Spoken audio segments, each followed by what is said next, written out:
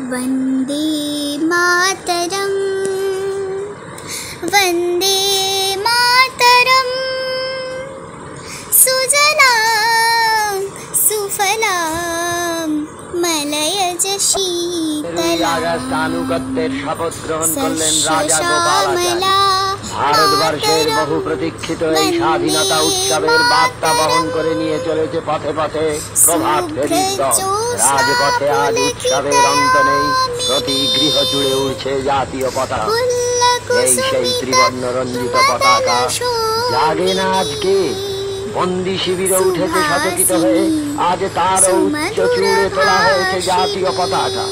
জনতার কাছে আজ লাট প্রাসাদের আভিজাত্য তুচ্ছ হয়ে গেছে। শাসন পরিষদের গৃহে উঠছে জাতীয় পতাকা।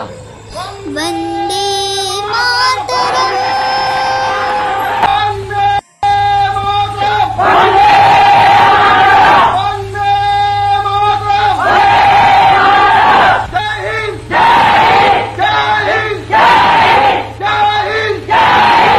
পথের চারিধারে শুধু জাতীয় পতাকার জয়যাত্রা।